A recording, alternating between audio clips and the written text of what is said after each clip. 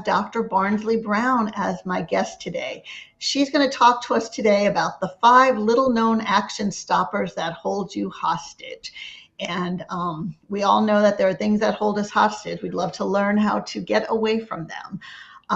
Barnsley's a phenomenal success. She works with heart-centered business owners, and she helps them soar towards 6 figures and more. She offers a mastermind called Make It Happen, a group coaching program, and she has a laser coaching program, and she has the Bold Badass Business Show, which is a very cool streaming podcast show. So I am really happy to have Barnsley. Before we go to Barnsley, I do want to let you know that I am excited. This is, and I'm going to take off my glasses because I don't need to read anymore, but this is the second to last episode of Monday Mindset Mastery. We've been doing this for about 1.5 years, and I have decided to sunset it and move on to something a little bigger. I'm going to be doing a streaming TV show on the Women Thrive Network. We'll be starting that in January. It's called Journeys of Impact, Extraordinary People, Extraordinary Places, Extraordinary Change. And we'll have Barnsley back as a guest, probably when we're somewhere live at an extraordinary place. But I wanted to have her here on Monday Mindset Mastery. We have 1 episode left next Monday, and the guest is a surprise. So we'll have to see who it is then. So thank you, Barnsley. So welcome. Happy to have you here. I'm grateful to be here, and I can't believe we're just a few days from Christmas. This is crazy. I know. I've ordered like presents, and I'm like, okay, hopefully some of them are not here yet. Please come, please come. So I think you get to do the empty box with the piece of paper in it that says on the way. Yeah, a picture from the web or something. This is what's coming. God willing. I know, it's hard to believe. I remember like the beginning of 2025, so it's hard to believe we're at the end of it. So it is. I know the time is just, it really is, as they proverbially say, it's definitely flying by. And that kind of takes us into the first thing that is an action stopper, actually, if we want to jump in. But before we do that, I guess I should tell a little bit about myself. Or yes, before we get into the action stoppers, because I want to make sure we have time for all 5, and we will. But I do want to tell us a little bit more about you and really how you got to, I'm sure you were, well, maybe you did, but you probably didn't wake up one day and say, I'm going to be a badass business. So how did you get to where you are today? When I spit my pacifier out, I said to my mother, I'm going to be a badass business coach. No, seriously, it really was an evolution. I started out teaching in academia, and I was about 75% happy, Lori. I loved my students. I taught at great places. I taught at UNC, and I taught at Wake Forest University, and I taught at Duke. So I had some really smart, motivated students, but I couldn't deal with the politics and the bureaucracy. And what I really couldn't deal with as a strong, opinionated, outspoken woman is having my voice suppressed, repressed, which made me depressed. And I made the hard decision after 4 years, after I finished my PhD, which I taught my way through basically, and then teaching 4 years beyond that when I was Dr. Barnsley, I made the difficult but necessary decision to go out on my own. And I remember, Lori, I would go to the gym across the street from my house. And I don't always tell this story, but someone must need to hear it tonight. I would go to that gym, and I literally would get on the treadmill and do my running, and I would cry. I would cry. And I laughingly say now that they must have said, oh, there's the treadmill crier again. Look at her. She's the treadmill crier. But at least I was getting those endorphins moving in my body. And there was no excuse because the gym was across the street from where I lived. So just doing that, having that practice was really important. But it was such a time of uncertainty. I just remember that I felt like I was going into the unknown. I felt like a great big black hole was opening up, and I was walking straight into it. But thankfully, I began to get clients, and I actually, by the end of 3 months, I started on September 11th, 2000, a year before the Twin Towers came down. And within that first quarter, September, October, November, December, I had made a profit, which I think Wow. is really phenomenal in my first, just 2 to 4 months of business. And my business has grown since, and it's 25 and a half years old now. But when I started, I was primarily working as a life coach with people, a kind of spiritual counselor, and also teaching transformational Reiki. And so what happened over the years is people began to notice that I was really good at marketing. I love marketing, and I'm extremely creative. And creative marketing is my forte in business. So I started being asked to present, and I became a paid professional speaker and began to present. And I've presented for for thousands of people now. But these days, I enjoy working with a handful of carefully selected people, let me put it that way, who are really willing to do the work so that we can get them into soaring towards 6 figures and beyond, and have that happen with ease and peace. Okay, I love that story. That brought up so many questions, and we want to get to those 5 hacks, but I have a couple questions first. Yes. What is your PhD in? That is a great question. It is not in business. It is actually in English and women's studies. So, Okay. and my dissertation, most of it was published in the area of African American drama, women's drama. And people think that's so different, but absolutely it's not, because my stand in life is always that each person matters. Every person matters. Every voice matters. And for those of you listening, I think the best way to let your voice be heard, and this I was intimating to earlier, the best way to have your voice heard is not academia, but actually having your own business, because there is no interface. There is no buffer zone. Right. It's Yeah, you're you can in. do what you want. So yeah, no, it's funny because I have a PhD in chemical engineering, and people are like, I was like, well, I used to work in that industry, and now I work in that energy industry. Now I work in this energy, and I worked in catalyst. And like I say, now I am a catalyst for people who are trying to jumpstart their lives. So it's all related. Anyway. And all the presentation skills and the communication skills and the organizational skills that we learned, and the engagement skills and the leadership skills, everything that we learned along the way, none of that goes to waste. Every bit of it is used. Yeah. Now, the other thing that I do want to mention that you said, and I resonated with this a lot, I know we've talked about this before, was that you were 75% happy. Mm-hmm. And I was maybe,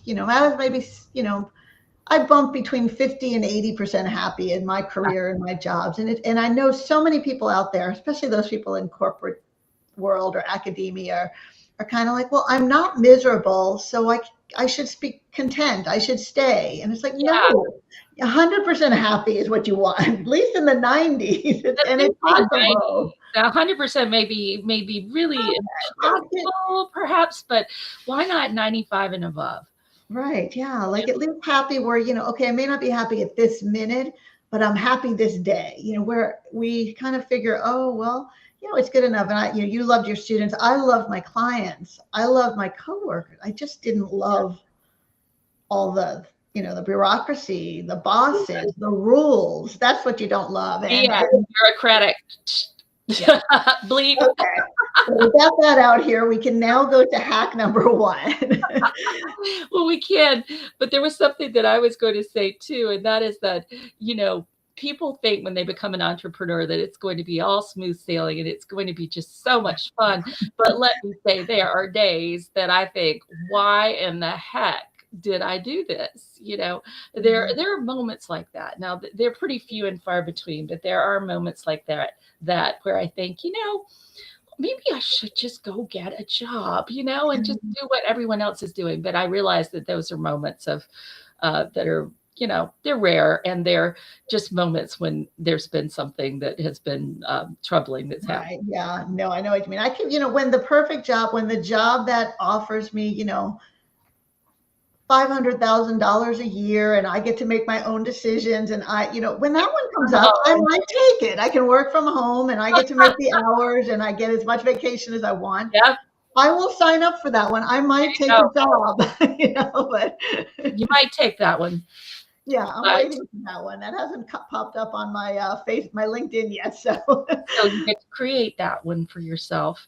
Yeah. So, So if we want to get into the first one, we actually touched on it a little bit earlier when we were talking about how fast this year has gone. And this is the scarcity conversation. The scarcity conversation is a huge, huge action stopper for people.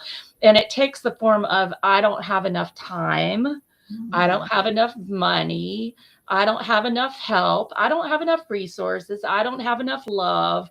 I don't have enough salt in my cupboard, whatever the thing is. There's not, I don't have enough gas in my car. But it's an, I don't have enough and I'm not enough. I'm not enough. And this conversation is usually very deeply embedded for people. It takes some excavation for folks to realize that they have it. But one way you can tell is how many times recently have you said, I wish I could clone myself? Or have you said, I just never have enough time. There's never enough time in my day. I need 48 hours every day. How many times have you had that sort of thing that has come out of your mouth? Or you've thought, oh, nobody really loves me, or, people don't love me. Tend to love me. You're kind of on a little victim pity potty. But yeah, that's our first one, is that scarcity conversation. And that'll take us down every time. Yeah, I think that's really related. Abundance doesn't come from scarcity. Abundance will not grow out of a pot of scarcity. It's not possible. You can't grow gorgeous roses in a desert that has no rainfall at all. And essentially, that's what we're doing to our minds when we're in the scarcity conversation. We're creating a desert in which the only thing that can grow is going to have terrible thorns. And yeah. Yeah, and what you speak is the truth. So as long as you keep saying that, I don't have enough. You're putting it out there, and you're right. You don't have enough. We'll give you what you want. That's what you want. You get that. You want to. You don't like well, that's fine. So yeah, no, I love the concept of Einstein time, which is, I have time to do exactly what I need to get done. And it's funny, the more I think about that and stop putting time pressure, it's amazing how much more you get done, because there isn't. Yeah, it's not. You don't sit there thinking about. So I love that hack. So you talk about the abundance mindset, and I know that's really hard for some people. They feel like, how could I be in an abundance mindset when I'm broke, when I have bills coming, when I have no clients? So how do you get yourself there? Oh my gosh, that's we should do that because I have a whole book series on get out of debt with your life, Every Woman's Guide to Create Prosperity with What You Have Right Now. But what I would say is there's not a lack of resources. There is a lack of resourcefulness. So the first thing is we have to take off the blinders of scarcity and ask what the possibilities are. So let me just give an example. Before we were about to go on, I had just come back from a meeting offsite, and I had about 20 minutes before we were going to go on, and I wanted to sit and get ready a little bit. But I also had this task that I wanted to do that was sitting there, some clothes that need to be donated or given, or, given to a friend and or donated. And it was a big bin. And I said, I don't have time. And okay, when am I going to have time to do that? Because tomorrow's the 23rd. Then we're at Christmas Eve, and I'm getting ready for a party I'm having on Christmas Day. And when I'm having Christmas Eve, But instead of letting myself get into that frame of there's not time, I just said, well, let's just see how much we can get done. I finished it. Yeah. And not only did I finish it, I took out to the car, labeled it, have it all ready to go. And I did a couple of other things as well. But I first had to believe that it was possible. We first have to find the possibility that's there. What is the possibility here? The possibility is I could get it all done as I did, and it's finished, and I feel great. Now I don't have to do that later. The possibility is that I could have just sat down and said, well, I don't have time to do it. Oh, well, I'll have to do it after Christmas. The possibility is I could get a friend to help me. The possibility is I could just take it as is and donate it as is. So there are infinite numbers of possibilities. And that's what I mean by there is no lack of resources. There's just a lack of resourcefulness. That's right. Yeah. And I can't stops you from even looking for those possibilities. So Yeah. until you decide I can, you're not even open to looking at what's out there. You're so busy worrying about the problem, you don't even see the solutions. And complaining. Yeah. Bemoaning the problem and complaining, right? Which does nothing constructive. So No. that's the first thing, is find the possibility, that I would say, in moving from scarcity to abundance. And find the possibility and believe that there is a possibility that that whatever it is can happen. Okay. And then take a microcosmic movement towards what you want. A microcosmic action step towards what you want. And my action step was, okay, let's take the bin and put it on this chair here, and let me get a big bag. And that's how I started. Let me get the bag. I'll just set it up. And if there's not time, at least I'll have it set up for later. And so when, of course, I set it up, which only took 20 seconds, right? Then I Yeah. could start doing it. Oh, okay, this looks like my friend Brittany. Let me put that in this pile. This looks like her too. Oh, this does too. Actually, I think most of these things she can use. And if she can't use them, she can take them to the Goodwill down the street. Yeah, I love that. Just get started, and you don't have to give yourself. I do that when I used to run a lot, and it's funny because I would run, I'd set my goal like, oh, I'm going to run this long or this far, but I'd always be like, all right, well, I'm just going to run to that next telephone pole. And sure enough, I'd get to the next telephone pole. Oh, maybe I can run another telephone. And before I knew it, I ran 4 miles, and it's like just one more telephone pole, just one Yes. more telephone pole. And once you get there, oh, I can do a little bit more. And at any time I gave myself permission to stop, because if I was ready to stop, I didn't. And that makes a difference too. To get started, if you don't, you can always stop. Nothing's stopping you from stopping if you really feel like You weren't creating resistance in yourself. yes. And most of our resistance, when we want to do a task, whatever that task is, we usually overlook, or at least I usually overlook, the fact that there's a preparation part of it. Okay. And so, for example, with taxes, gathering your stuff for your tax guy or your tax girl, tax gal, there's a preparation phase, which is, okay, let me get my records out. Let me organize my receipts. Let me, there are a number of steps that need to be done. Let me make sure I've got my mileage, blah, blah, blah. So there are a number of steps that are really preparatory steps before I can sit down and crunch all the numbers and get him the numbers he needs. So it's important to realize that you can go ahead and do the prep steps. Even if you don't have time for the rest, just do the prep steps. Make a phone call, or clear off the table where you're going to do the work, or sit and brainstorm the first 3 steps.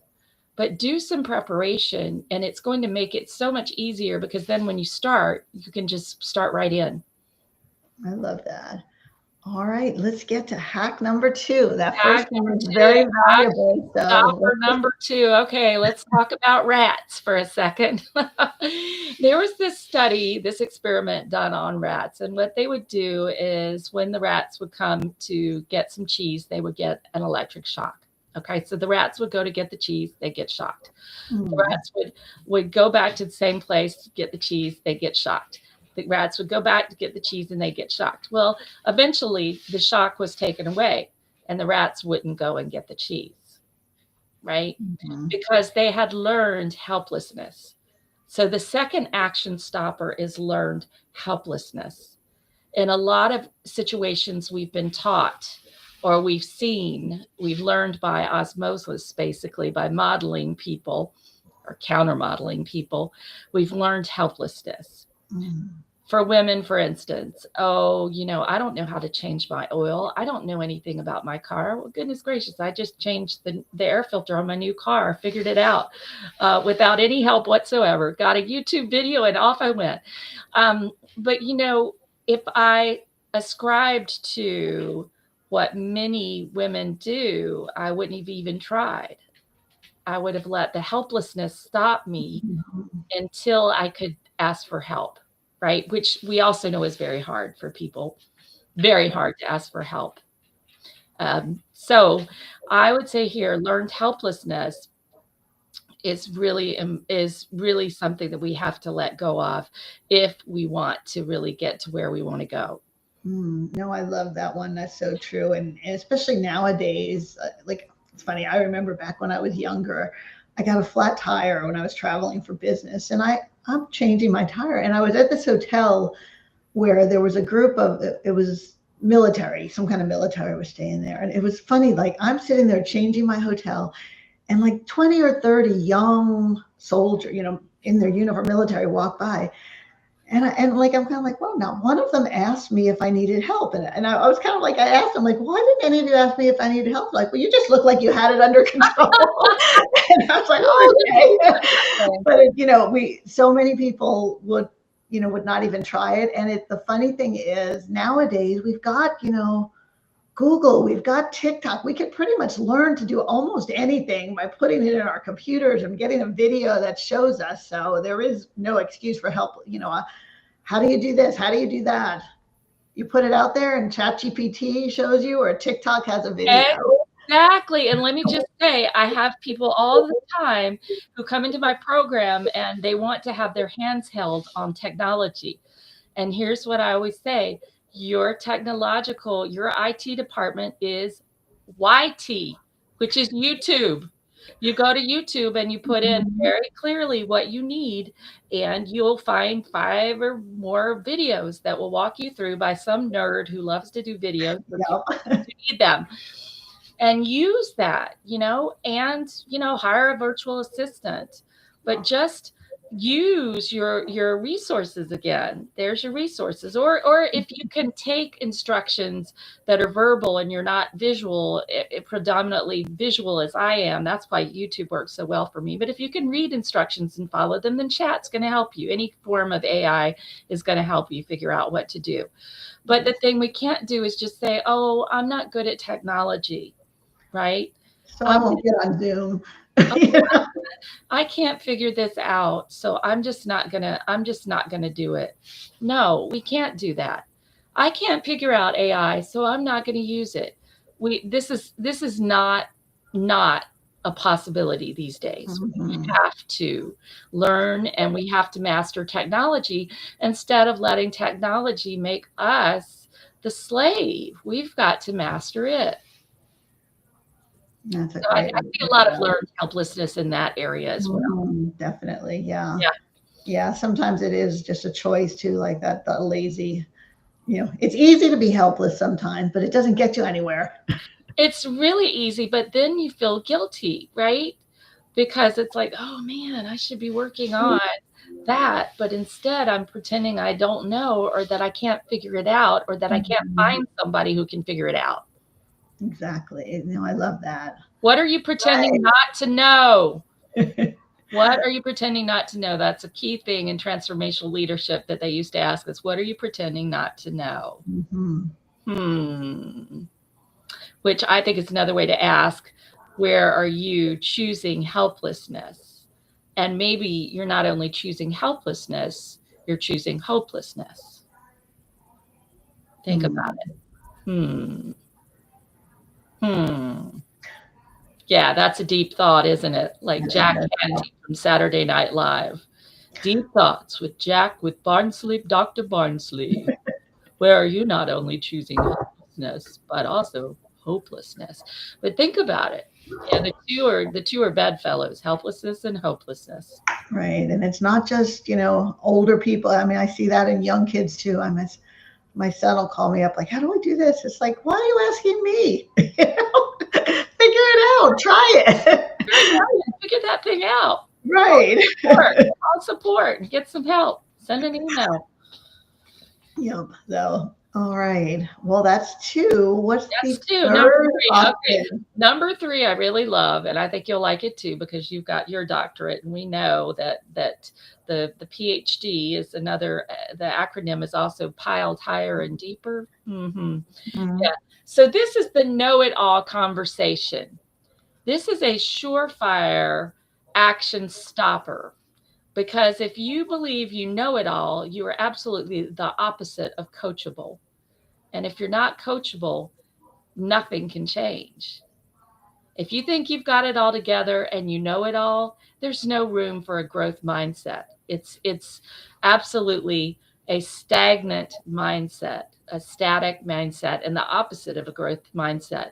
So we've got to really ask ourselves, where do I think I know it all? This is kind of the opposite of the last one where we're like, I don't know, I'm helpless. Yeah, Well, so in this one, we may think we know it all about a particular area or a particular type of technology. And this attitude is actually preventing us from growing and learning and preventing us from seeing other possibilities. That's so true. I had somebody recently in my program, Lori. Oh, sorry, I interrupted you. I had somebody, before I lose this thought, I had somebody recently in my program, and every time I would suggest something was like, oh, I know that. And the reality is this person never did the work. Why are you here? To me for the fact that they didn't get results, you know? Yeah. And if you want to get results, you've got to be coachable. You've got to be coachable, and you've got to be open to other ideas of experts who can guide you along the way. And thank God I've had a number of coaches, like 16 different coaches in the last 6 years. And my success is predicated on their help. It is. Right. Yeah. Now, what I was going to, I love that. And what I was going to say, if you know it all, you pretty much assure that you're not going to grow because you're stuck in that bubble where you do know it all. And you're only going to grow when you get outside that comfort zone where you don't know it. That's where the learning is. So we got to step into that unknown, like I was talking about earlier. And, you know, it can be super scary. We may end up being a treadmill crier for a month or two or longer. But we have to step into the unknown. We have to reach beyond where we are if we want to grow. And like you point out, if we want to stay in the comfort zone is, oh, I'm fine. Everything's fine. I know everything and it's all good. I'm good. Oh, no. No, that's where you get the 50% happiness or the, I think fear is great. You know, people will say, oh, an action stopper is fear. Well, there's a type of fear we'll talk about in a second. But, you know, there's a type of fear that I think is particularly rampant. But fear is great because when we're in a state of fear, it shows us that we're actually moving out of comfort zone. Mm-hmm. We are actually breaking through the box or breaking our own glass ceiling that we've put above ourselves. So it's a good sign. Yeah, I feel like if I don't fear my goals, then they're not big enough because if it's not scary, then I'm not reaching far enough. Yeah, exactly. If it's not scary, it's not worth doing. For sure. I totally agree with you. I think you talk about that in your book some. Mm-hmm. Yeah. So we gotta have our vision of what we want must be bigger than our fear. All right. So that's the way to deal with fear is when fear comes up, we come back to what our vision is. What's my vision? My vision is I want to reach 500,000 people with my podcast. I'm just creating that right now. My vision is that. Whatever your vision is, a clear vision. My vision is I want to leave a legacy of millions of dollars and change the lives of women who will see that they can have their own business and it can be 6 figures and beyond easily and effortlessly. Mm-hmm. So what is your vision that is bigger than any fear that would keep you stuck? And I suppose we should just actually go into this fourth one. I usually put it last, but I'm going to put this one now because we're talking about fear. And that is a particular type of fear called allodoxophobia. All right. Allodoxophobia. Now, I know that sounds like something you would find in your medicine chest. Get up allodoxophobia because you've got a sore throat. But allodoxophobia is when we're afraid of what other people will think of us. And this usually starts early on in childhood when we start to see little cliques forming and we start to worry if we're not part of the popular crowd and we start to be concerned about what people say. And then maybe we're bullied Maybe we experience bullying at home or at school. And so we develop this fear of being ridiculed, the fear of what other people will think. And that for sure is an action stopper. Now, how do we get over that? There are a number of things. I actually I call it tactic in my program, these 5 elements that we can use to get over all of these fears. But for now, I would say with the allodoxophobia, we've got to give ourselves permission instead of seeking permission from other people who have no idea what we're trying to do or how we're trying to do it or why we're trying to do it. Why would we give our power over to these people who don't get it? Yeah, no, it's funny. I have a quote in my book that I quoted myself in a chapter, but it was something like, not only do we stop ourselves from doing stuff we love because of what people think, but sometimes we stop ourselves from doing things that we love because of what people might think. Like we don't even know, we just think they might think that. It's like how silly is that? We catastrophize. We take Uh-huh. something, oh, well, what if they don't like what I say? Right. There's always an element of this, like right before, people would be surprised, but right before I do any speaking thing, I always get a little nervous. And I always just try to remind myself that it's not about me. It's about serving others, to get my ego out of the way. Just get that ego out of the way, because fear comes from ego, right? Mhm. Comes from the ego mind. It doesn't come from our large spiritual divine self that knows that we're always okay and we're always enough. Yeah. Scarcity conversations come from the ego as well. Everything, yeah. And the funny thing you talk about, we're afraid of what other people think. I've been in a couple programs and I've done it at my own events where we'll do like a scavenger hunt where some of the activities are to intentionally go out there and embarrass yourself and connect with people. But the funny thing is, like, I remember this one event. I was wearing, we had to wear these silly costumes, and I was wearing Batman pants and a wig and a tutu, and I looked so silly. And I had the best experience with people coming up and talking to me and asking, doing this stupid stuff. You make these great connections. And people at Walmart thought I worked there. I'll have to listen that one a little bit, but Trying on the costume. but it was just like, the dumber I looked and the stupid, the sillier things I was doing, rather than people being like making fun of me, they wanted to find out. And they started to, oh, what are you doing? Why are you there?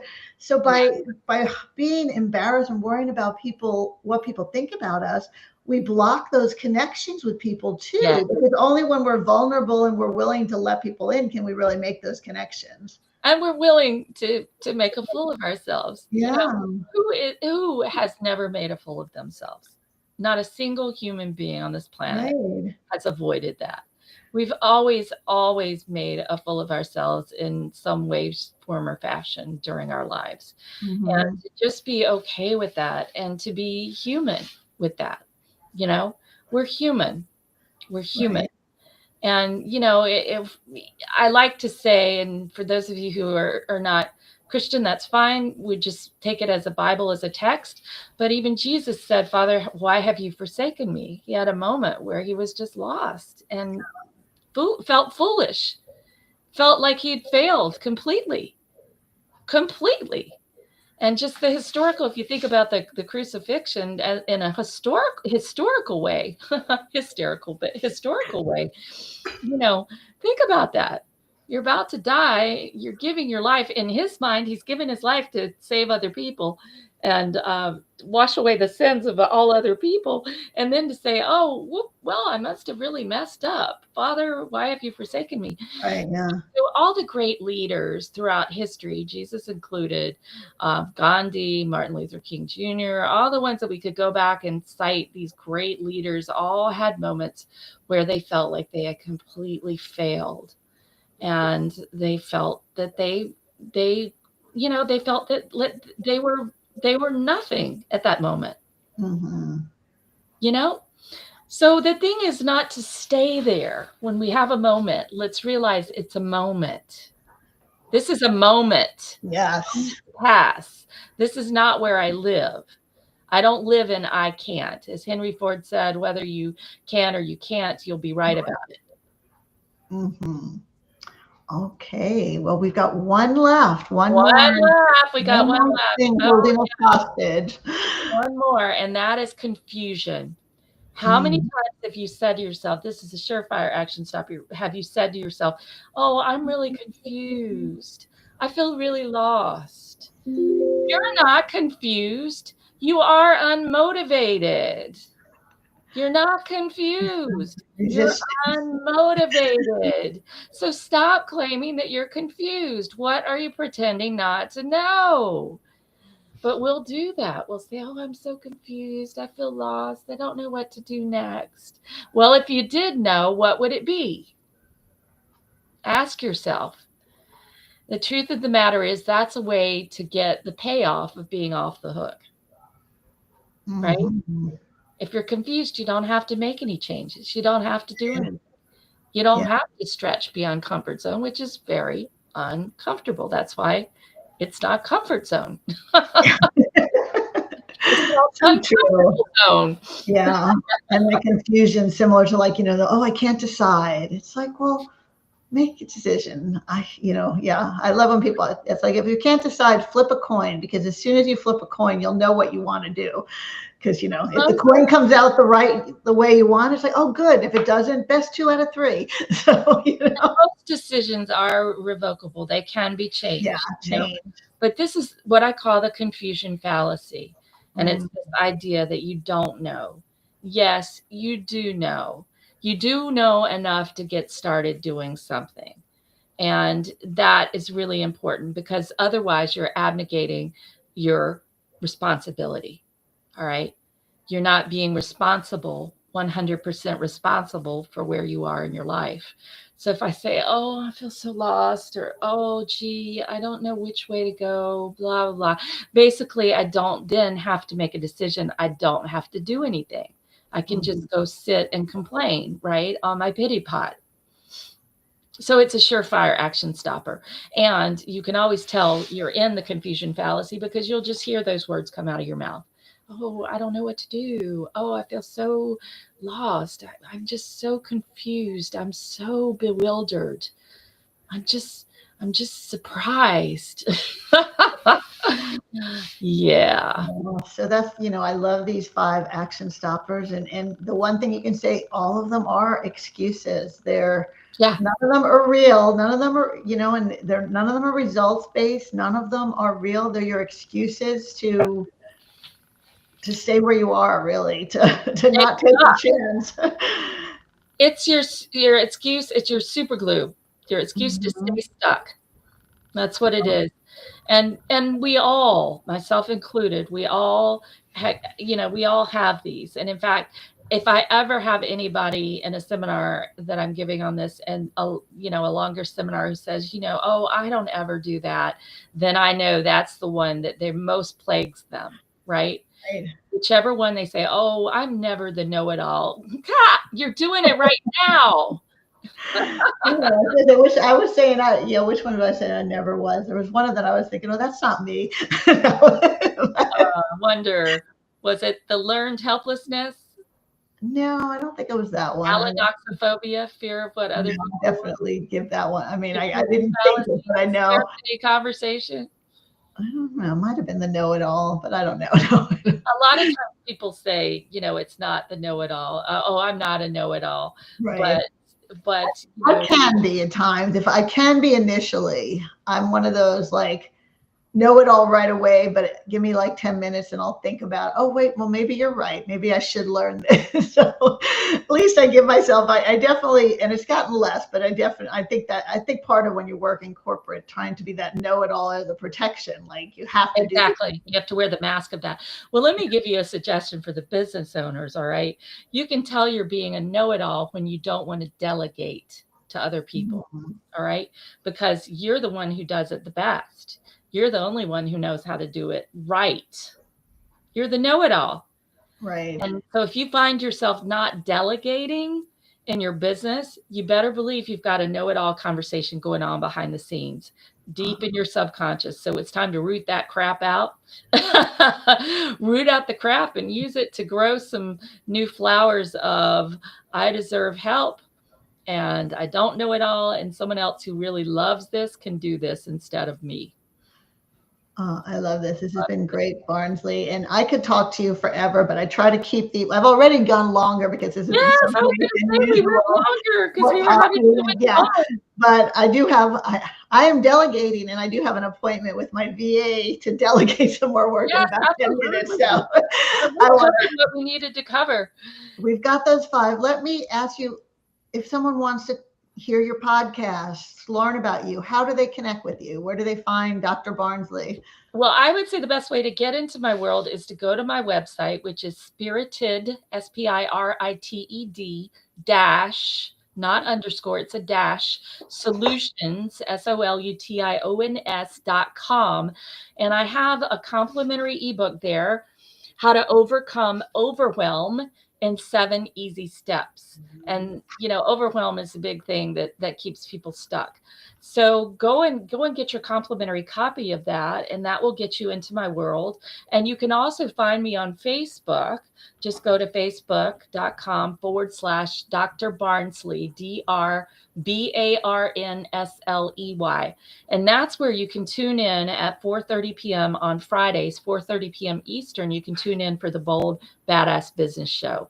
I also have a YouTube channel where you can find it, but the easiest places to reach out to me are Facebook Messenger at facebook.com/Dr. Barnsley, or go to my website and grab your complimentary copy of the ebook on how to overcome overwhelm in 7 easy steps. Oh, great. Yeah. So I will put those links in the chat too on my YouTube, Facebook, LinkedIn, so you can look those up if you missed them.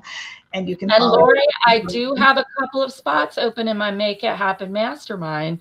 So for those who are listening and you like what we've talked about and you would like to have a bold, badass business coach who's going to be with you every step of the way and also kick your butt when you need it with love. I call it the gentle butt kick, GBK, the gentle butt kick. But who's going to be there and make sure you're doing the right things at the right times in your business so that you can get to 6 figures and beyond, which, by the way, only 12.7% of business owners ever do. That's sad. Yeah, that's why I'm on this mission to change that, especially for women. Right? So if you like what we talked about, reach out and I can share with you an application for a complimentary session. That's also on my website as well, on the homepage of my website at spirited-solutions.com. Okay, great. Well, one last thing that I always do is just one tip that you'd like to leave with the audience. What's that one final thing you'd like them to know? I really just want to repeat what I said before, and that is whether you think you can or you think you can't, you'll be right. And I believe it was Henry Ford who said that. Well, think about that. Whether you think you can or think you can't, you'll be right about it. So why not be right about something that's going to get you what you want? Right. Yeah, I love that. And I have someone who listens every week. I won't name her, but you know who you are there. That's for you. That message is for you. So. Yes, and be in touch. How about it? Whoever's listening every week, and if that message really hits home, let's talk. Let's talk. Well, thank you, Barnsley. This has been great. Hopefully, I will see you. Are you going to be in Orlando in a couple of weeks at the Soulful Leadership? I'm not going to be at the Soulful Leaders this year. I was there last year, and I've got another thing to go to in February in Orlando. So yeah, not going to make that, but I know y'all are going to have a wonderful time. Yes, I think I'm going to be there. I'm not 100% sure, but I think I'm going to be there. So, but anyway, so second to last episode, like I said, next week we'll be back at our regular time, 11 a.m. Central Time, for the last episode of Monday Mindset Mastery, and the guests are a surprise. They're a surprise to me too right now because I have a couple people, so it's going to be fun.